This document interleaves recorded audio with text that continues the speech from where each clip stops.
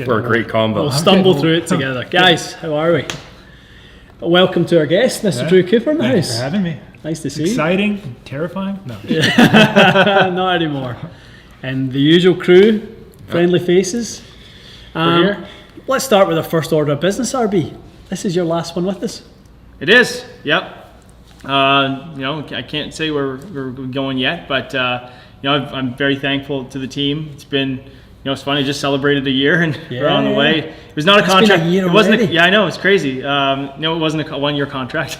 Wow. But it's been a lot of fun to interact with the audience and kind of see. I think the thing that always shocked people was like, we worked together like a decade ago. Yeah, literally. Basically close to that. So you were the first hire I ever made moving to Canada. There we go. Yeah. So I have that distinction. And I think I always thought that was kind of funny when people were like, oh, who's this guy? Like, where'd he come from? I'm like, I've worked in golf for a really long time. I just haven't been here. So, it's exciting, like where I'll be going and, kind of get back to some stuff that I've done in the past. But I'm very thankful to TXG and you and, Christo, and you're not kicking me to the curb. No, far from it. You're still part of the family. So it's a lot of fun, and I think it's just something that's kind of going to happen. But definitely, a huge thank you to you, and obviously for you've worked through a difficult transition for us, a difficult period. Obviously with the channel and the transition from what the channel I guess was in its first version to what it's become, and the podcast with you and Mikey and stuff like that. So a huge thank you to you for what you've done and the interaction you've had. And you do a lot of it in your own time. That's the thing I think maybe even some of the people who know the channel don't realise how much of your own time, off or the clock that you give to your Instagram and our Instagram and all that sort of stuff. So you'll be badly missed, that's for sure. There won't be any more RBs signing Instagram messages or DMs anymore, but it's been a lot of fun to do some different things and be behind and in front of the camera. A lot of people know that I worked at Golf Directs before, so there was a lot of side on the writing and kind of getting into some camera work, but it was never this amount. And being able to work with you guys, and shout out Cody and Casey. Yep. It's over here. I've known them in the golf industry in Canada for a number of years. Like the Brothers Grimm. Yeah. I've known Casey for close to 10 years when he used to bug me about putting lead tape on his clubs. Cody. Cody still bugs me about it to this day. Has all kinds of great questions, but that's, being able to work with these people like this and work with the team has been a lot of fun. Yeah, that has been a lot of fun. So transition on to new faces and more guests like Mr. Cooper. Dan's my dad. Cooper. I saw that. Dan Cooper in the house. Wow. That's my dad. That is so funny. But yeah, good to be here. That is awesome. So we've got some cool videos planned. We've kind of got one under our belt already. Fun one, golf ball testing with some Bridgestone golf balls. Tomorrow the plan is to head outdoors, take it to the golf course and see the ball fly, which will be a lot of fun. A lot of people mentioned we're here working on a holiday. I was saying to Drew this morning when I picked him up, didn't even know it was a holiday. I didn't even know. No. To be honest, I didn't know until there was no traffic. No traffic. You're like, cruise here. I got here an hour early. Yeah, it's amazing. What in the world? It's amazing. So, but the probably the biggest question is, what's under Mac's hat? It's not coming off. No one needs. It's still a mystery, Alec. Still a mystery. Disgusting. We were talking about it this morning though. We have a plan. You're in for a real treat. Yeah. It's gonna be good. I don't know about good, but I'm looking forward to it. That's for sure. All right, let's run through some of these. RB, always liked RB's videos. All the best in the future. Yep, echo that, and well said, Mike, for sure. If you ever need to see someone hit a 7-iron 145 yards and peak height at 150, I'm your man. Mac, as a major slinger, thoughts on Bubba ejecting himself out of the majors early on day 4? I didn't watch because I was out playing, but it's hard. He had such a good day on, what was it? Was that Friday or Saturday? I think he shot 7 under. He shot. Saturday was a big. It's hard to bounce back. Like you can't 7 just. Under. Was that Saturday or Friday that he shot 7 under? It was Saturday. Saturday got into the mix, and then Sunday was the fall off. It's hard to, keep your foot down for 2. You kind of Yes. expect him. He wasn't going to go do it again. So Yeah. it's only normally one way that people go after having So a day true. like that, where they go the opposite way. So Yeah. is what it is. Justin Thomas did his way of slinging it around anyway. So he curves it just as much as Bubba. Who was the Anyone, last person to win a isn't major by hitting a shank in the final round? I know, crazy. It's insane. And he made bogey. Yeah. No, I think he got a little lucky with the place it ended up, didn't he? Seemed like he still had a shot. But did you see? You didn't see much. I didn't see much. Yeah, I was flying. Yeah, so I missed it all. I tried to catch the replays and stuff, but I haven't pieced it together yet. Benefits or the downside of flying West Coast To east. Yeah. Missed it. It was unfortunately or fortunately, depending what way you look at it. I was so happy to see obviously JT win, but I felt a little bit bad for Mito that it just happened that way. You're thinking that putt in 17, right, and you have one more roll, and he holds that for birdie on 17. He's got 2-shot cushion. He's not letting that go. Yeah, It's funny too. Everyone was obviously rooting for a playoff. It's like you went from immediately wanting some excitement to all of a sudden just feeling terrible for the dude, right? I know. It was pretty hard to watch that. I kept thinking of the overhead shot because the two greens were kind of next to each other, and I was thinking because the 18th was on this side, and then I can't remember what hole it was, and all I could think of was if that's not out of bounds, blast it over there and hit it up. You know what I mean?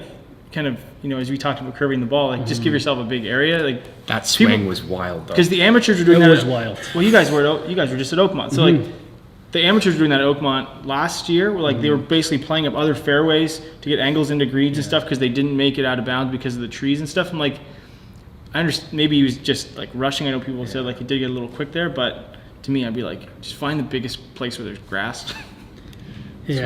Swing away. Yeah. I just think to myself, you've got par down there for the win. You're going to be tight. You guys got fast transition anyway. Hit 3-wood, man. He's super long anyway. Take the loft, take the shorter shaft. Make a really aggressive swing at it, and take the 3-wood, and he would have been. I think he would have been fine. Not my way of trying to tell a guy who came within 2 swings of winning a major championship what to do, but I just think he would have been A1 if he took 3-wood. I'm pretty impressed that he lasted that long. I know, I'm as well. I think to be a guy who he obviously had a lot of success on Corn Ferry or whatever, but then for him to come out and never win on the PGA Tour and last that long, big stage in front of the world's best, it's pretty impressive. Yeah, no, very, very true. Okay, let's see. Kurt saying Mito swing on 18. We've all been there, of course. Anyone who's felt pressure for whatever it is, whether it's your buddy standing around the first tee and or you've got your career round going and you start to kind of make some pretty questionable swings at it. It's tough. Where's the most pressure you've ever felt on a golf course? Cool. Honestly, probably number 1 at Pebble the first time I played, and there was people standing around. I was shaking nervous. Yeah. I thought you were going to say something else. I was shaking. No, but it was one of those. In a tournament, I'm typically not that nervous. I also was really nervous when I was in the semis of the long drive contest against Justin. I was fine all the way up until there, and then once it was just me and Justin, I was oh my God, my heart bumped. Yeah. Club speeds went up, but I went faster, like you were saying to your point, of rushing things. I look back at that video, and I was plugging tees, before the ball had landed. They were going OB, it's funny. I recently watched, Rick Shields done a video with Lee Westwood. You guys, I'm sure a bunch of people watching have seen it. It was really good. And Rick didn't have his best day on the course, but the first thing Westwood said, he said it actually to the cameraman, he's like, watch him, he's got no routine. And he kind of said to Rick afterwards, he's like, the reason every shot you hit feels different is because you never do the same thing twice. You never set up yourself to be in a familiar environment. So in terms of talking about speeding up and doing different things, that's our way. That's how we get in our own way. That's what we talk about, of being in the zone versus being getting in our own way. It's because we start doing different things. We do it to ourselves.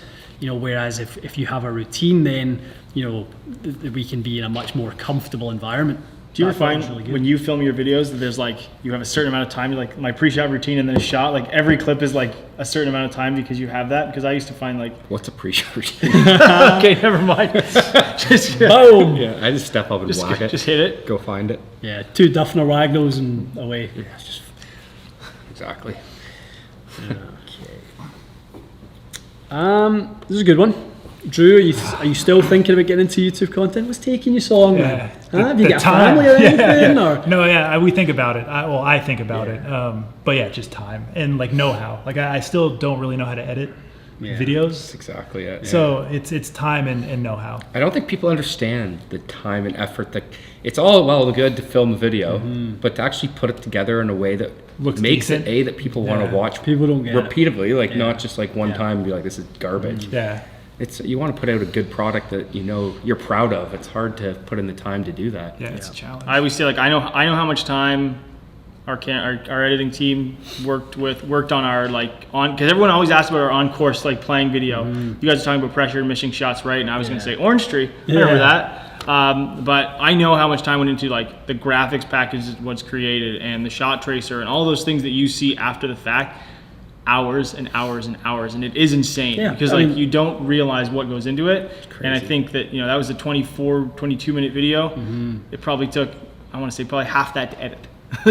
It is insane the amount of time that goes into what goes into that. So I think that's kind of what, if you want a good product at the end, you got to put the time in. So 100%. Mac, how was your time across the pond in Belgium?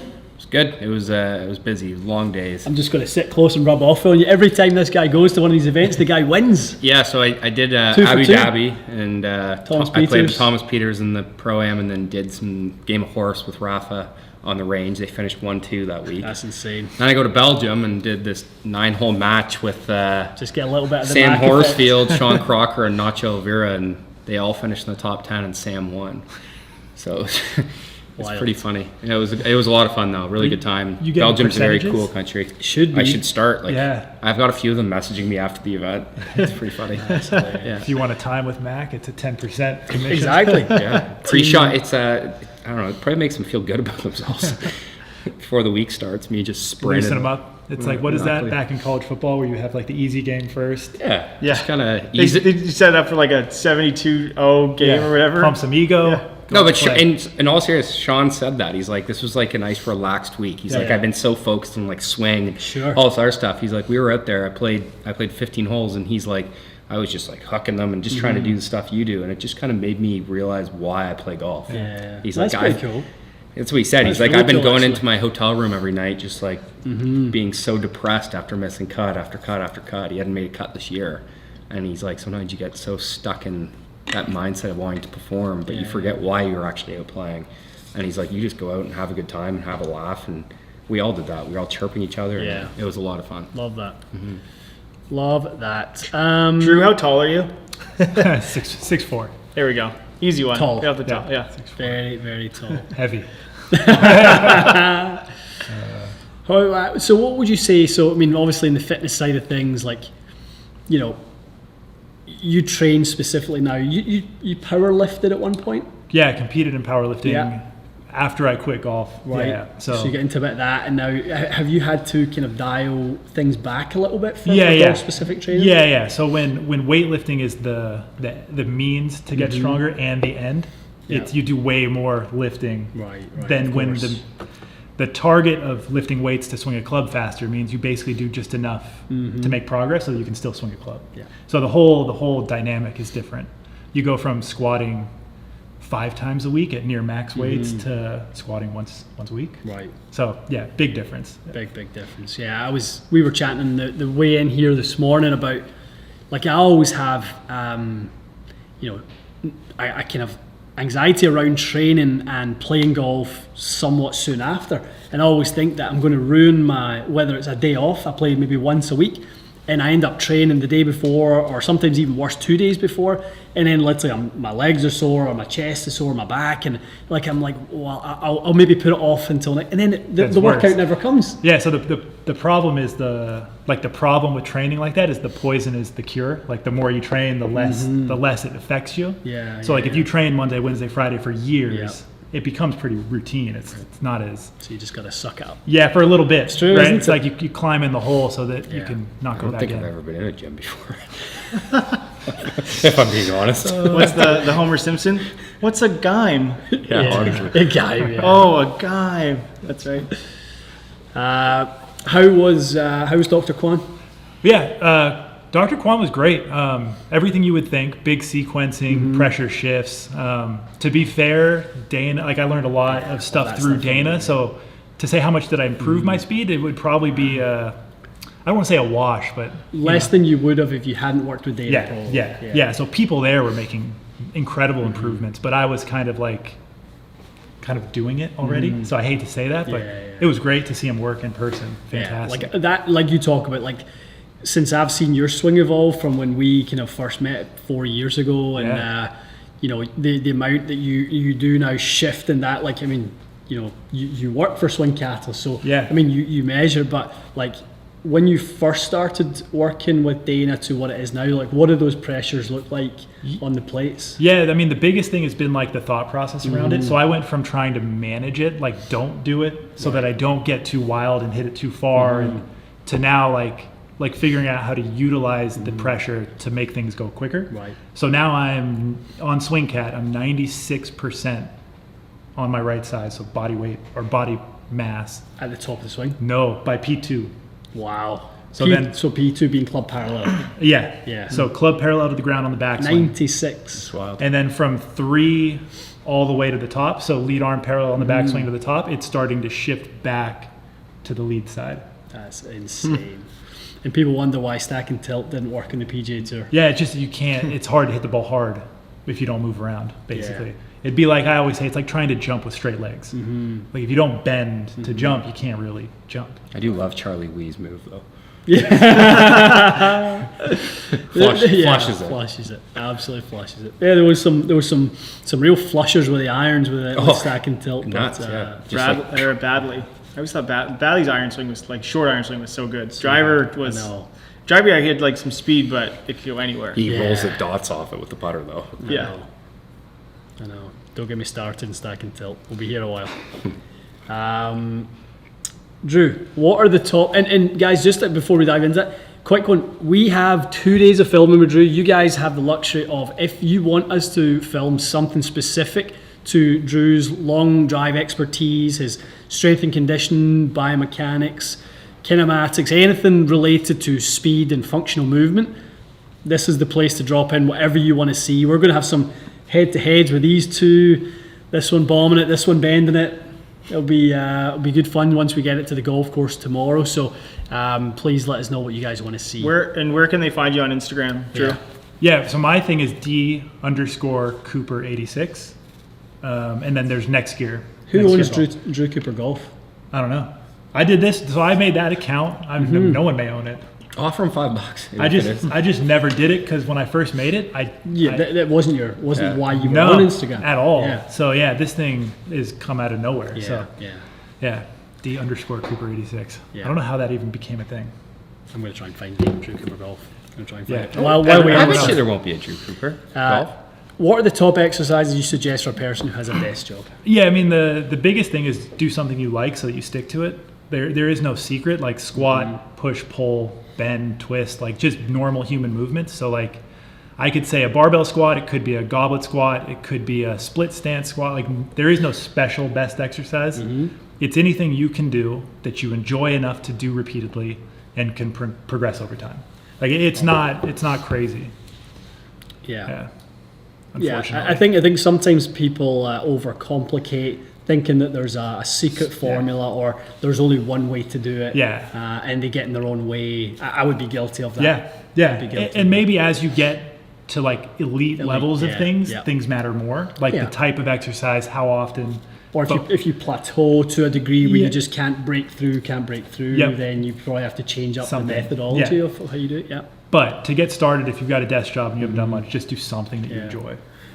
Quick word on Landon, your partner in the company. Maybe talk a little bit about him for anyone who's interested in in that stuff. Next Gear Golf. So we've got a few people now. We've got Landon Evans, who's a co-founder, who is, or actually was, the director of sports science at University of Iowa. He just left to be the director of education for Kaiser Fitness. So wow. it's the pneumatic weightlifting equipment, so it doesn't use weights, it uses air. He's had 20 years in high performance, from Olympic sprinters and throwers to NBA, NFL, Premier League soccer, consulting. He dabbles in an artificial intelligence company. He's got a computer engineering background. He's an interesting guy. He's a registered dietitian, certified strength and conditioning specialist, master's in exercise physiology. Way smarter than I will ever be. Smarter than me, but he's phenomenal with exercise, like sports science. We've got another person, Cody. Cody is a strength coach at University of Iowa, who was an Olympic thrower himself, but now is a strength coach and is helping us with our content. And then we have the former director of player health and performance at the Dodgers and Braves. So he's a physical therapist, Andrew Hauser. But it's a cool team of people who've spent years helping people perform at a high level. So it's not like they've done research and sort of theorized about things. They've actually taken stuff and applied it to elite level athletes and made them better. So that's kind of our team. That's the dream team. Yeah, the goal is to bring golf into like what is normally available at other sports in high performance settings. Right. So that's the goal. Very, very cool. Love that. Mr. Coates, ahoy, sir. Hope you're well. If you could pick one training aid, what would you use? Smart ball for me. Smart ball for me. Yeah, what do you like, training aids? So I just did this actually, and I thought of it because of Scotty Scheffler. Was I put because I'm working on compression. I put just a normal, those like $10 finger impression training grips. I saw you with one of those. Onto a 7-iron. Bent it really flat, put it a little bit stronger, so like it really forces my hands. Like I have to turn and I have to go, or else I literally hook it 70 yards. So that to me was just something where it's on a club. I can hit shots with it. I can throw it in my bag, and it's just a training grip on my club to get me in the right position. And I know if I don't get into that position, it's going to go in the direction I don't want it to go. So love it. What do you like? My sarcastic answer is a golf club. Just get the thing in practice. For sure. But if I had to choose an actual aid, it would either be the slingshot or a pressure board from the Sheftic pressure board. Either one of those things I use routinely. Yeah, I should actually give that pressure board a try. It's something I'm working on. We were talking about that earlier, trying to make a bigger shift off it. I've always had this look where I kind of tilt my head towards a target and trying to really shift off it. So that'd be a good one. Very, very cool. What's your handicap right now? Someone's asking. Who's asking that one? Phil's asking. I always laugh. I don't know. I shot anywhere between. So I shot 69 out at a course in San Francisco, and then I shot probably like 88 out at the farms not too long ago. So you flip a coin. Mixed bag. I have no idea. Little what's in the bag tomorrow, I think, is the plan for that one. Yeah. We'll do a little what's in the bag. A little what stroke why. I think we'll hit some shots while we do it. Rather than the kind of conventional, this is a that. Let's talk through, because there's some interesting stuff in there. We won't ruin it on this, but we'll definitely have some cool conversations around some equipment people wouldn't expect you to be using specifically. Yeah. It'll be fun. Chandler's going to like the ping hat. He's going to want the TaylorMade hat on. He's going to want it, that's for sure. You're brand agnostic. That's right. Until someone writes you a hefty check. And Marty, Chris, that look after guys. you. Of course, exactly. Our pal Dave, regular on the channel. Dave is a kind of seeker of distance, like myself and the rest of us. Pretty quick. Club head speed probably hovers in the kind of like 115 to 118 territory. Yeah. He's kind of trying to, get into the kind of mid to high 170s. So I'm assuming he's saying like lead leg vertical force on the downswing. Right. So like, it's actually the thing I've worked on the hardest to get faster. So I'm typically pretty low, but I'm above tour average plus one standard deviation normally. Right. So that's like in the 175 to 200% body weight.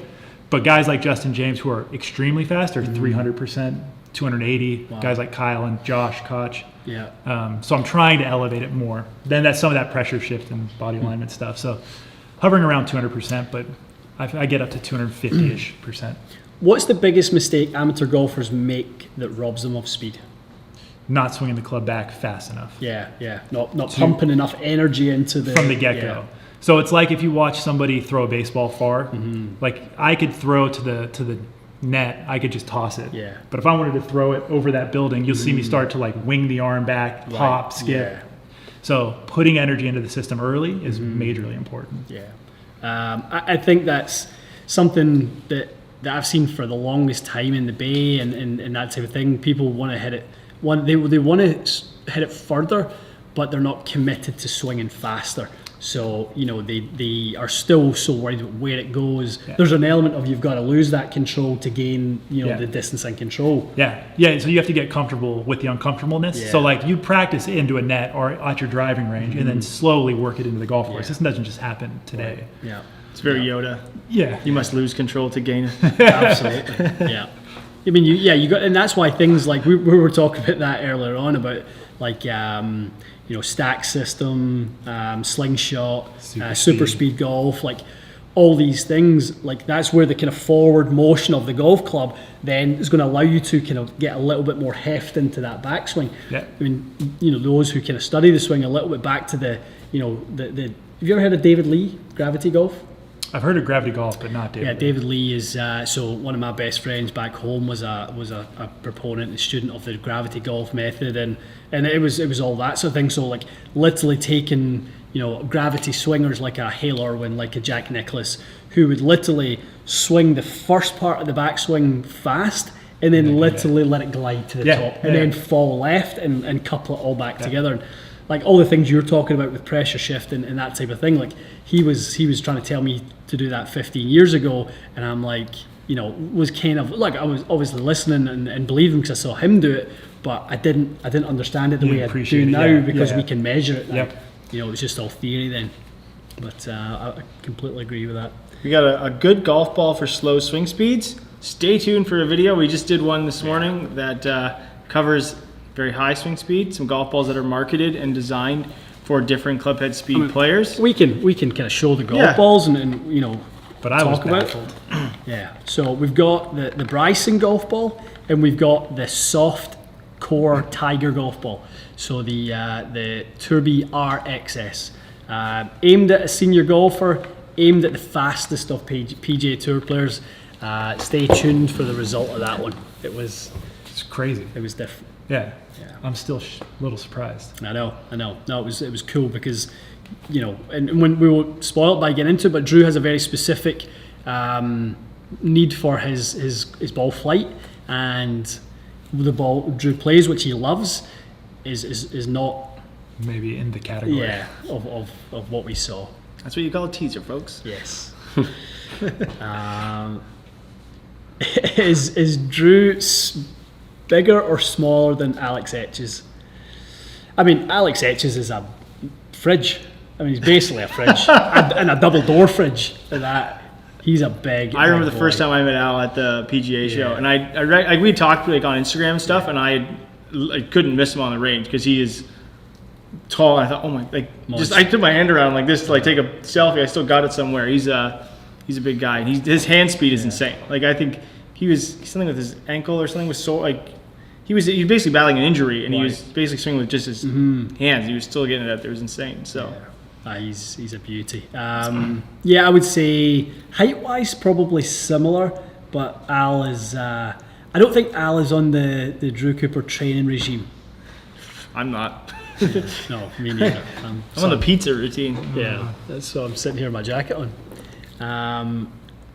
Okay. Well, this will be good from Rob because Rob's in the same in the same kind of industry. Always curious about how guys like Drew schedule resistance training around practice. We were talking about that. Talk to Votto about MLB. Yeah. So I mean, it depends. It depends on like time of year, like what I'm doing, how important is practice, how important is training. So the further away from anything important, I don't know. preferentially choose training. So I'll train hard and practice poorly. Like a load phase, that type of thing? Yeah, so like think higher intensities, higher volumes, higher densities, so more frequency. Right. And practice will just become secondary. Like it's just not as important. If I were to get in season, so like Toronto's a perfect example. In the winter, I'd be hammering my training. Yeah. I might go to a range or a bay and hit some balls, but it's not the thing that I care about. Yeah. So, and then there's a level, so there's a bit of that, like seasonal, and then there's a thing called preparedness and readiness. So preparedness is what you build over time. So like you would say your preparedness is low because you kind of don't ever get into a habit. Yeah. But your readiness is like the day-to-day fluctuations. So like I flew up here, changed time zones, my readiness drops, but my preparedness is the same. So you kind of have this quick acute bounce and then you have a long-term thing. So like my club head speed's 145 miles an hour. On a day-to-day basis, it could be 135, it could be 150. So the more prepared you are, the more you can train easily because you're prepared for it. Right. But again, any given day, you may be worse off or better off. So a lot of factors. And like anything, we were talking in the video we done earlier on about at speed, everything magnifies. So like my fluctuation is going to be way less than your fluctuation based on the further you get to your peak. potential. Yeah, exactly. My peak is so much lower than yours. So that's a cool one. Drew, best account on IG. I've been telling you for how long, like your account, remember when you first started it and you're like, I'm not really sure where it's going to go, what I'm going to do with it. I'm like, don't change a thing. Like what you're doing is perfect. Yeah, what you said probably is the only reason I kept doing it, because you were like, just keep doing what you're doing, just be consistent. Perfect. Like, don't let like big gaps go. So probably owe you a big thank you. No, you don't. You just, like I think what guys like yourself, Mac and Drew and RB, like we were saying earlier with you, like what you guys contribute in terms of your own time to the entertainment and education of people online, it's awesome. It really is. It's amazing that you guys give that much out. And we had an interesting conversation earlier on, and like at some point it won't be there because there'll be there's levers on your time, and you will be you can only do so pulled much to go away. You're a father and a husband and a business owner and all these other things, and like the amount of time you put into IG, I'm always shaking my head. I'm like, look at your stories and how many little dots are up there, and I'm like, I tip my hat to anyone who finds that amount of time. Yeah, Fridays are gnarly. Yeah, Fridays have turned into their own animal. It's like Johnny Wonder. Like I say the same to Johnny. I'm like, dude, kudos to you. You commit a lot of time to the education and entertainment of other people. So you deserve all the kudos and credit for it. RB, tips for turning down BB and F ferrules. Oh, I didn't see this question. I was sitting right here in front of me. Honestly, you need to either make sure that the outside diameter of the ferrule matches as closely as possible to the iron head when you're like working with them. Unfortunately, like when they are bigger, the best way and really the only way to do it, unless you want to scratch your hosel, is to use a proper fiber belt. You can use a linen belt. The linen belt does rip plastic a lot faster. The temperature doesn't hold that well. So because of that, it gets hotter. It's going to peel a lot of material quicker. You can just use acetone to white them and let them be a little bigger. Like that's probably the best way to do it if you want them just to like look clean. But if you want to like turn it down and make them look, you need a fiber belt. You need a 42-inch belt sander, or you need a smaller belt sander that has variable speed, because that 42 doesn't spin as much as a 30. A lot of the 30s people use, but you have to be like, I don't use a 30 because I find that I screw up too many ferrules. The 40, you've no margin for error. No, there's zero, and a lot of times too, those belts don't come in the shorter one, so you can only use a linen belt. And basically, like your chance of getting a ferrule right using a linen belt on a 30-inch belt sander, because again, if you think of like the MOI of something, right, like it doesn't spin as fast when it's bigger versus when it's smaller. The RPM's a lot higher, so. You just need to do that, or take them to someone who's going to do a good job. I have people, I don't do it as much anymore, but I had people who would they'd buy ferrules, they'd bring me their clubs, and all I would do is put ferrules on and turn them down, charge them a nice little dosh for them, but because they're going to look good. That's really what you're paying for, is the fact that it's going to look good. It's like detailing a car or anything like that, right? Totally. I could wash my car and go to the car wash and spend $5 on it. It doesn't look, it's clean, but it doesn't look like it should if I got it detailed. If you take it to somebody who knows what they're looking for, they'll see the swirl patterns and stuff like that. And same with ferrules. Like if I go look at my ferrules, because I turn them down, like if you looked at them, you'd be like, whoa, were you in a rush? Last time I did, I grinded it right down to the shaft. Max ferrules are actually square. They're No, boxy, honestly, so like turn it. That one club I have, it literally you can see the shaft. It's like it's Yeah. got a lead little- into our voucher. I was pushing a little hard. It's really just practice. That's all it is. Practice and using the right tools. Really, that's all it is. That is cool. Okay, let's see. What's that one? You did an iron shaft comparison with Mikey. It showed that there was much difference, or could you see the same? I mean, yeah, we should definitely do that. Yeah, because I've seen a difference from PX 7.0 to LA Golf, but that's just We should do that. Yeah, That would be cool. That'd be cool because I think a lot of people kind of at different ends of the spectrum. I had so many people after Mikey's video. For those of you who haven't seen it, what's wrong with you? Go back and watch it. We tested 5 different shafts and basically found Mikey's launch conditions were basically the same. Right, his delivery and his experience of timing with each one and how the shaft loaded was very different. He verbalized to us like he felt very different experience with each one. But really, if we looked at the raw numbers, there wasn't much in it. And it was interesting to me because we had a lot of club fitters reach out going like, yes, like I see the same thing all the time. Like not that much of a fluctuation between a high launch and a low launch or low spin or whatever. But there are people out there, and you've had an experience with it where you had big differences, Project X versus, LA Golf. Yeah, from spin, launch, and toe down. Yeah, from some deflection stuff. Was massively different. So we will do that, Freddie. We will definitely do that. Drew's sequence and drills, for sure. Mac, why do you kick your club after every shot? Because I don't know, I have Tourette's. I just think it's like a cleaning thing, right? Like, I don't know. I think if you look at most people do it. Like I'm not. I It's think a it's because sausage. I'm gonna start cutting it out of my videos because like everyone does it. It's a sauce. You hit a shot, normally you go like this. No, Like, most people do. I Sauce. do all the time. Like I leave it in my videos so people notice it, and then people are like, "Why do you do that? You do it all the time." I'm like, I want to keep my towel clean because I use it to film. Yeah. So I wipe the it big off dirt before I off. wipe it. Like it's pretty straightforward. It's nothing groundbreaking. Talking about like habits and sort of that type of thing, like that's just one of your habits. Like it's no longer conscious. Like Yeah, just it's do a it. subconscious, like kick, clean. I can't believe how many people notice it. Though. I know. It's like every video. Like, why do you do that? Why do you do Like that? I've been watching my videos and I step on my divot all the time. Yeah, I do the same thing. I step on it twice. And I've never known I did that. And I watch videos, I'm like, oh, I do Yeah, it everywhere. people are like, you're a creature of habit. You do Yeah. this, like, once you do stuff, it's I have a thing where I close my eyes in the takeaway. I don't know if you ever seen it. So let's take the golf club away, and like the first half of my back, so my eyes are closed. I have pretty no sure idea why I do it. I'm pretty sure I close it when I hit the ball. Yeah, no, everyone's got little quirks. Yeah, That's the thing. totally. Any good exercises for some lower body stability in the swing? There's a few. Yeah, I mean, there's again, split stance at work, single leg work, just getting your legs stronger in general. Just being a stronger lower half is good. There is some interesting stuff about unstable surface training. So like standing on a balance board doesn't transfer to stable surface balance.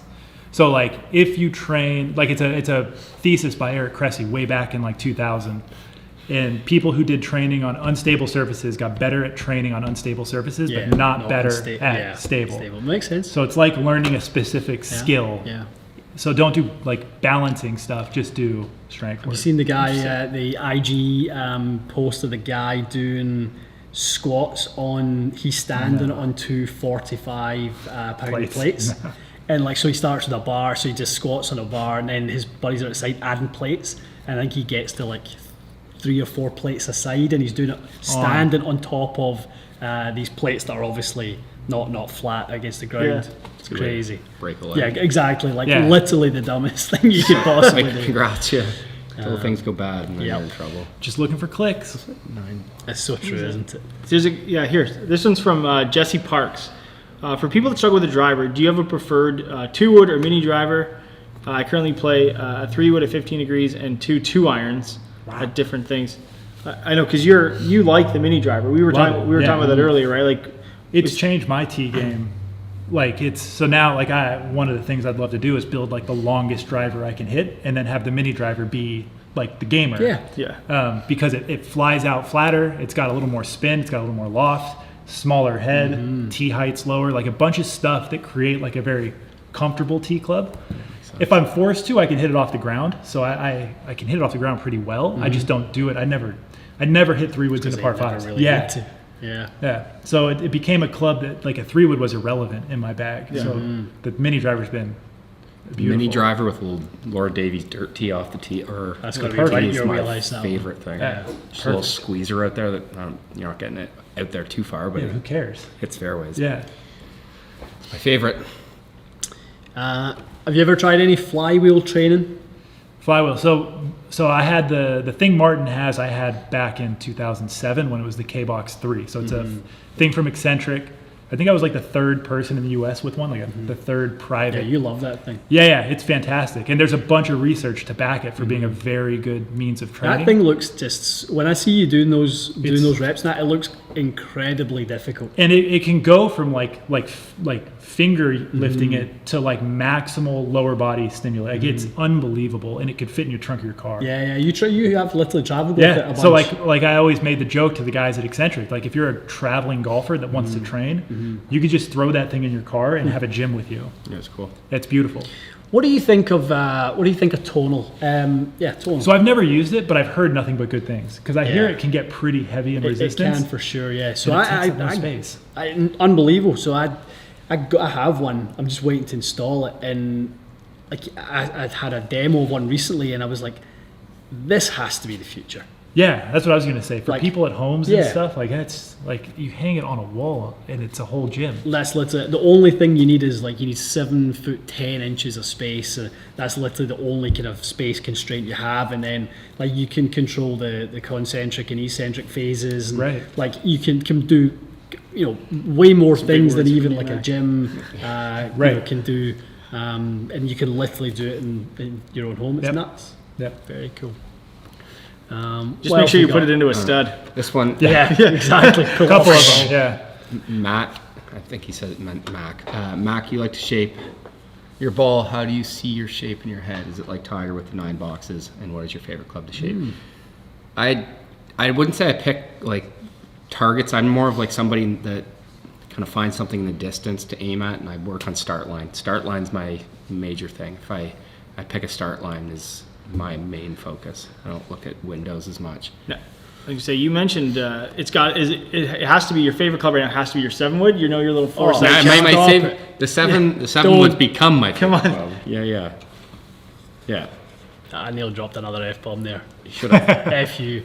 Like that is wild. So we obviously done the 4-sight challenge. We introduced Mac to the 4-sight skills challenge. And you were having some fun, like you went through the first 5 or 6 boxes or like distances with your sand wedge or something. Yeah, I think I was sandwiched to 150. To 150. And I think we were saying like anything above 40 is a really good score. And you're like, I'll get into it. So he sends us a picture yesterday and you put it on your Instagram. Like you got the leading score for the month on the hardest setting with 1 club. Yeah, I just used a 7-wood. Just a 7-wood. Yeah, from 100 yards to 270. I don't care who you are. No one's beating that. I don't care who you are. No one's beating that. Yeah, I got on a bit of a heater. The 1 club skills challenge. That's insane. Got lucky. Wild. Seen Drew hit 140. Help a guy. Okay, for 140 ball speed to get to 150 in 10 minutes. Amazing stuff. Well, hopefully you can help me get from 160 to 180. No. 180 back to 180. You were at 180 for a while. I was I was working at it a lot this time. Yeah, when you were doing the speed work last year, right? Last year, but just. Yeah, some people just do things away. that are in their swing that's very not speed conducive. So some people just have like instant sort of miles per hour in the bag. You just unlock it for them and then off it goes. Yeah, and then some people just need a much longer time to develop things. Yeah. But some people just have tons of speed sitting in there. Definitely. I feel like I've maxed out. I don't know if he's going to be able to help me. Just because I have no muscle Hey. Like negative muscle. I just have double Will bone. Zalatoris is the Boat. big guy. Yeah, but him think and I he are will- similar with our yeah. speed. Like I'm low 170s ball, like 120 club head I mean, speed. that's quick. I It mean, is it's- quick. you- I just don't know how much more I can go without looking It's like I'm having interesting, like isn't a bit of a. I know, because you have a quick backswing. Talking about the low hanging fruit, like pumping speed into the backswing. I think the thing that I get a little, like you pointed out before, I get a little narrow at the top. I Yeah, feel like if I get a little bit more width. the duff. So the interesting thing is about club speed on the backswing is it's not like, so when I watch Max swing, it looks like fast hands, It's fast. I'm but he's quick. not pumping energy in like through the whole chain. Yeah, I think It's there's in probably a there. little bit. Like I'll bet you'd be surprised. I just, that'd be I just cool. don't have a lot of coordination. I don't have a lot of coordination, but here's my 7-wood, and I'm gonna dust everyone in the whole Right. foresight ecosystem. All right, let's play. I'm way behind here. So many good ones. No wonder you do this every Friday, Drew. Yeah, it's crazy. Yeah. People ask me questions like, why do you wipe your club on your foot? You get real questions. Is this Drew's first time to Toronto? No. It's not. This is that's how we met. Was Drew came through the door as a customer. That's 4 right. years ago. That's how you and I met. Yep. Many moons ago. Come on, man. Come on. It's too soon. We're not ready to talk about the I didn't Rangers want to yet. text you for days after. Too soon. They beat the Hurricanes though the other day. Yeah, those Rangers. Yeah, we'll talk about that Rangers. We did win. We did win the Scottish Cup at the weekend, though. That was a Consolation. it was a consolation. Exactly what it was. Yeah, big thing. First time we won that one, I think, in 13 years or something like that. But is ball fitting? I would imagine that's really important. Drew, Yes. is ball fitting important? Yes. Yeah, I still can't believe what happened Yeah, today. ball fitting is important, guys. Baffled. Ball fitting is important. There's the bandit in the house. Mr. Baker, hope you're well. Hope all is well. Let's see, who else do we have? Is Autoflex the next thing for speed, Drew? No, I think anything light and long Yeah.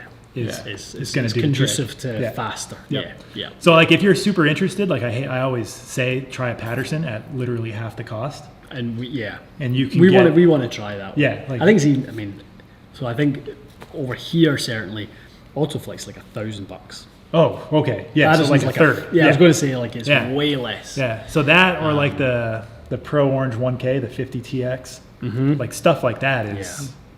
That's true. That Patterson did feel. I had it in an old Epic driver back in the day. Remember that? And it That's did right. feel a lot like the Autoflex. I didn't even put those two Oh together. yeah, they're like the same thing. But that's my thing. I couldn't get used to how noodly it felt. Yeah. It just felt too whippy, especially with how quick my transition is. Yeah. And, yeah. Drew's Dave's just got to just pick on poor Mikey with a distance. Could Drew outdrive Mikey with a 7-iron? No, not with a 7-iron. I'm going to say Ball speed. Oh yeah, you could probably sneak him in ball speed. Ball speed. Oh no, you could easily sneak him in ball speed. Yeah, with Mikey's 7-iron. getting pretty dialed though. He's not. know, He's not humping the goats anymore. He's getting it pretty. Yeah, he's not humping much, but the goats are not Often on the yeah, golf course. Yeah, that's for sure. But no, Drew is definitely. I'd say 5-iron. You'd have him. You can manipulate 5-iron to have him Wing it out there, comfortable. yeah. Hit a slinger. There you go. Sling him. Loft it down and hood it. There's one here I think is interesting, and we did a video on this. Speaking to your thing, is like, I wants to get fit for a hybrid, but is also inconsistent with it. Well, that go to a 7-wood. That it seems like a simple answer to that, but if you're inconsistent with a 3 hybrid, we recently did a video, like literally 7-wood versus hybrid. You were the star. Well, of the and show. I get asked a lot, like, what's the 7-wooder like out of the rough? But I find because it's got such a sharp leading edge in the loft, like I actually find it quite easy out of the rough. I actually really like it out of the rough. The shallower the profile of the head, the less resistance you're going to have on the way in. That's why, guys, you don't want to be going into the rough with a long iron, or even the reason that an iron with more loft is easier, because effectively the head isn't as high, it's not as tall, because we're going to tilt it back. So you don't want to be going through there with a the height of a 3-iron versus the shallowness of a 7 with a tilted low profile club. It's going to literally just cut feels. to it. And then if I have like a bad lie, I just feel like I get a little steeper at it and kind of pop it out. But I have had zero issue out of the rough. It's great. Totally. What's new for TXG this summer? Lots of great content like we've got going on the next 2 days. I think we're all really excited about the content, getting outdoors. Can't wait to do that and start doing more on-course stuff. Calgary's coming. We've our outdoor location we're probably announcing this week, which will be fun. We've got a move into a new build shop headquarters. We've kind of outgrown our space. We've got a new fitting studio a new filming studio being built. There's a lot going on. I can't believe the amount of stuff they pump out of the old build shop. I was there the other day. It is unbelievable. And honestly, never thought that we would even be close to outgrowing that. Well, I remember when we first moved in, it was like just this huge space. Like, holy, what are you going to do with all this? We were in the corner of it, to be honest. Like, there was like Greg and Jamie and Mike, and we were literally in a small corner. And it's like, this will be fun once we grow into this. And now it's like, you're kind of bumping past people as you walk past. It's pretty cool. It's went from 3 to 14 people back there. I think that's the other thing too. Like, people look at this like this. We call this the studio. Yeah. Where we film. This is not a permanent setup. No. Like, all credit to our guys. Like, this gets set up every single week. Mm-hmm. By the time Tuesday rolls around, fittings are in here. There's another bay over here. There's another bay over here. It doesn't have the same shaft wall behind it, obviously. Like, all this, the product is right here. But like, this is a working fitting studio. This is not the studio like we come in, flick the lights on, and like, let's start filming. It is like a place where people and customers come to get fit. So when you come to TXG Toronto, this is where you are. This isn't the fake Seinfeld walk into the living room. No. This is the real living room in someone's like business. Yeah, this literally was the bay that you and I done your fit 4 years ago. That's right. And this is literally in this bay that we're sitting behind right now. And really from a business perspective, that's why we're building a filming studio. Is we kind of like to be open on a Monday. We're missing a lot of business by being closed on a Monday. So, while we have right now such an overflow of business, we need the extra day. So, having a bespoke filming studio, and that's kind of where I'll do all my fittings in the filming studio, which will be kind of cool to actually have like our own dedicated shaft matrix and stuff like that just for that studio. So it'll be fun. Yeah, it's really cool. Yeah. Dave Fogg was asking, where will the filming studio be? It's going to be inside our Mississauga location. So what is right now the build shop, the 2,000 square foot build shop will be converted into one more bay and a filming studio. So it'll be cool. Cannot wait for it. Where's the hat from, Mac? It's my own company. I designed it. Lefty. Lefty glad to see you there. Cynthia's missing the guys, especially that big stud Mike. He is a stud. Stallion. Okay, what else we got here? Nice one. Nothing to say, just thank you to you guys for the great content. Thank you. 46 inches the max now, so what is your 3-wood at, Drew? Don't have a 3-wood. Mini yeah. drivers, I think 44 1/4. Right. I think. Yeah. Yep. Which is standard for that guy, isn't it? 44 I think so. quarter I think so. Yeah. That ones I'm using is. Yeah. What length's your 3-wood, Ian? 43. Yeah, 43 in the 3-wood. 45 and a half is my driver right now. Yeah. That one? Yeah. Yeah, my dad does the exact same stuff I do, and he's 72. His speed's Trains up. the same way. Trains, yeah. It's just, again, it's like scaled. So if I do, let's go through a workout. If it's power is hang cleans for me, barbell squats, and I don't know, split squats. Just making something up. Yeah, core That's me. Yeah. He is like a fast squat, so like a squat holding a band. Yeah. So he's not jumping, he's not leaving the ground. He's doing a goblet squat, and he's doing like a step up body weight. Same exact principles, same exact flow, just scaled to him. It's no different than putting me in a TX flex and somebody else in a senior flex. So true. So true. Trying to create the same objective, which is launch, spin, and distance. Yeah. How often do you do like flexibility stuff? Do you do much of that? No. No? I just squat deep and Yeah. just move through full ranges of That motion. makes sense. Dave, he's always got the best. I can go to Planet Fitness for 30 years for the same price as Tono. You got to go to Planet Fitness. Yeah, that's the downside of that. Tono, what's Tono? I think 3,000 bucks. I don't know. I actually don't know. I think it's 3,000 bucks. But so is a Kbox. Kbox at the high end, I think at the low end's like 1,800 and the high end's like 4,500. Yeah. Things that are good are expensive typically. Yeah. Like fittings, and they shouldn't be free. You don't Correct. say. Correct. I'll open that one up again. We're back there again. There's a can of worms. Yeah, no kidding. I looked that up. I remember seeing that. I thought that's like because to your point about the Kbox. I saw you using it. Yeah. And it was like, what is this like thing, right? And you realize that it's all there. Like I have kettlebells and like some stuff. Yeah. Like obviously I'm just a temple here, but like to know how that works and to see how it works and to see how it's applicable to so many different things, it's fascinating because like to your point, like the effort you put in is kind of the resistance that comes out, right? Yeah. So you can really build it up individually without needing here's plates over here and plates over here and all these different things. And I could set it up and I could get on it and use it and be taxed. I could change nothing other than the length of the strap, give it to my dad and he could use it. Then we could change the length of the strap and give it to my wife and she could use it. Yeah. All on the same settings and we'd all be fine. And we just rotate. So like when I owned a gym, I would have guys, like 4 guys training.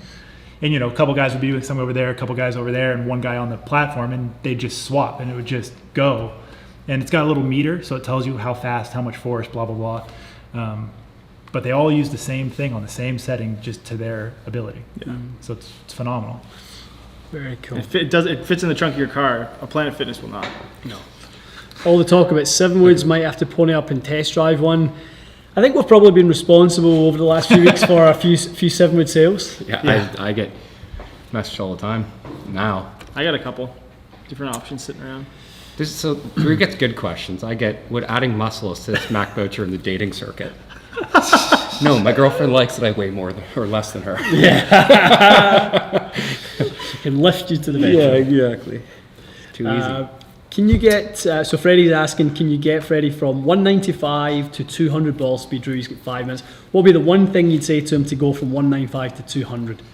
Oh, I mean, I would say get swing the tunes it. Pumping? Yeah. Get a like sequence your backswing. So think of it the same way as your downswing. You've got to start ground up. The only thing that's different in the backswing is you try and push from the ground. Don't turn the pelvis, just turn the rib cage. So there's a bit of tension. The pelvis will get pulled as far as it has to. Mm-hmm. So you're creating tension and then land left sooner than you think and push harder I know sooner you than you always say think. that. Yeah, that kind of. I know I see you always doing that kind of drill with your slingshot. You're making a backswing. You kind of get to there and you're already back to the target, making that shift back over. Yeah. So guys like Kyle and stuff who are like the fastest people on the planet are max unweighting. Like they're completely unweighting by P3. Mm-hmm. So they're basically at which is for lead arm parallel in the backswing. Parallel. They're starting to go forward and down. Yeah. So their swing is literally be considered to be over. Yeah, pretty. Their pretty backswing much, is done by the time the shaft is parallel in the backswing. But from that point on, you're transitioning forward into going forward, but the club still has half of its journey to go in that backswing. And so now from a strength and conditioning standpoint, but when you talk about forces, so like when you get a swing cat, to apply force to the grip to stop the golf club ramps up your force production or the force you're putting into the handle, and then you carry it on through the downswing, but you've only got a fraction of a second on the downswing. Yeah. So the reason why pumping energy in the handle on the backswing is so advantageous is because your peak force starts at a higher point. Mm-hmm. So your impulse applied to the handle is greater under that short downswing time. Speeds up the club faster. And that speed into handle or hand speed or grip speed or whatever is a real significant marker towards your potential output metric. I think, guys, that's something that maybe is in the advanced kind of levels of knowledge being spoken about a fair bit amount right now. Our great friend Our pal Scott Quirks, all of our friends, Scott Quirks, talks a lot about handle speed and how handle speed with the driver is a multiple. I think it's a 5-time multiple. Your hand speed converts to club speed. So the more, if it has a 5-time effect, the more you can pump into the handle, the more you'll get out in the swing. How important of a metric that is. Yeah, big time. Definitely. And the only thing I always add to that is like that doesn't mean like you're gonna like do things with your hands. Yes. It's trying to figure out how to get energy to the hands. That's a very good point. Yeah. That and deep squats. That's right. Let's go back to equipment. Thoughts on the new ping putters? Did any play with the new ping putters? I saw the PLDs in the Mississauga studio a few weeks ago, like just the samples. Yeah. I think they're awesome. They're nice, aren't they? They're like the red. Like I remember the redwoods originally, like when they started going back to like the milled putters, and you know those putters became pretty sought after because they had some cool options. You could go through the WRX department. I had one at one point. It was like a very cool putter. Cost me a pretty penny. But they've kind of brought that experience that they've seen on tour, they've offered on tour. Everyone asks, and this is not a slight at any like manufacturing like that, but like people always ask like, how can I get a tour Scotty that looks like this? And you just kind of got to wait for one that looks like the way you want it and you get it. This is offering you the opportunity, if you want to go beyond stock, to get the finish, the lie angle, everything absolutely customized in the same place all the tour putters are made for ping, and you're getting that CNC milled directly to your spec, everything. Is it expensive? Of course it's expensive, but so is a bespoke suit. Like you know, you're getting what you pay for when it comes to, I think it's as close to a tour level experience. If you were able to go there and go through the putter fitting studio experience, you're getting absolutely dialed to the nth degree. I was gonna say I got to do that. It was Did you? Incredible. Yeah. So I've got a PLD answer that's phenomenal. Yeah, they do great work. They do amazing. Yeah. I think you've been there. I always think the coolest thing about the ping putter fitting studios, if you go to they call it their campus in Arizona, there's this it's marble, right? I think so. Yeah, or granite. Yeah, it's granite. it's like 25 layers. Yeah. So it's separate from the foundation of the building, and it has its own foundation, and it auto levels. So it is. They can put different turfs on it. They can do all these different things. So it is this really cool putting. So I remember walking in for the first time. It was Eric and Paul who were taking me around, and I was like, "Is this the flat? Is this the super flat thing?" Like, yeah, we can literally take all the turf off it, and you can roll a ball on granite, and it's just perfectly, absolutely flat. It'll roll from end to end. It won't flutter. It's just going to go straight. And It's crazy. It's unbelievable. Like the amount of I would say every golf company has engineers. Ping is like an engineering company first that designs golf clubs because they do a lot of really cool stuff. Absolutely. And obviously like, you've seen the place, so Yeah, it's phenomenal. It's crazy. it's really cool. They told me that it's literally its own foundation, and I was like, wait a minute, back up. Like it's its own cutout, and he's like, yeah, there's vibrations coming from the street, and like we could measure that, and I was like, so you guys ripped it out, laid this granite in here, and it's crazy. It is wild. It is wild. Mac, how do you practice your swing path? It's honestly just set up, like stand closed, swing down my foot line, stand open, swing down my foot line. That's my feel. Yeah. I wouldn't say I'm like overly technical with it. I don't really care what the numbers is. You've practiced to perfect it, don't you? Like Yeah, exactly. You've practiced enough that you've calibrated your swing. So it's not really like you know that a 13 degree in to out does this. It's just, I know that if I set up this way and your feel has been calibrated to your setup. Yeah, exactly. And you'll see me like when I'm set up, sometimes I'm shifting around and trying to find like the right feel, and then when I have that feel, I just pull trigger. So it's honestly just practice. I would say I wish I had some secret formula in what I practice to do it, but it's just repetition and doing it. Someone's asked really quickly, have you guys tested the i525? We do have video on it. Check it out. If you just type TXG i525 into the YouTube box, you should get it out pretty quickly. Yep.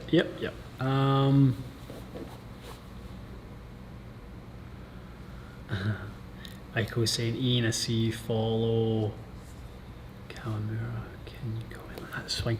I think that's.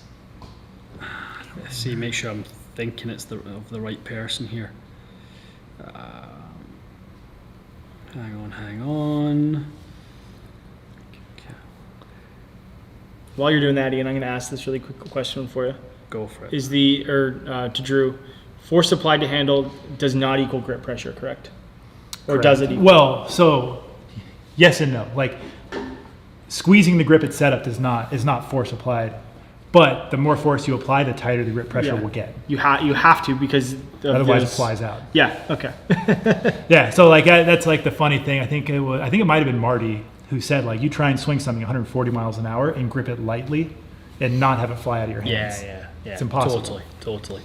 So this is the guy. Oh, yeah, I've seen a bunch of. I've gotten tagged in his stuff. A bunch, yeah, but the driver swing doesn't have a release. Yeah, I mean, I think that's the nature of putting the club into a shallower position, as it's rotation that's going to square the club face rather than release as we know it. And I know there's some chatter amongst the swing coaches and really well-known and technically sound swing coaches out there of players who release it, Rory being one of them, and talk about that. But I think this trend towards shallowing is to try to create the longest square spot for the club face as we approach impact. I mean, I know when I'm doing Quintic fittings, one of the measurements or the metrics that I use is on the 3 inches before and the 3 inches after impact, how square can I, and how long can I have that putter face square during that period, so that if I can create a 2.5 inch spot or 4 inch square spot, then the ball position can be anywhere within that, and we're going to hit a putt that goes on the intended target. So I try and keep the deviation of the club face from square under 1 degree open to 1 degree closed for as long as possible, and the shallowing effect is effectively the same thing. We're trying to keep that club face as square as we can for as long as we can. We're getting close to an hour and 15 here, guys. We're over there. I know. It's why once we get into these ones, it is. So let's take one more, and then we'll get back to the work. See if we can pick a good one.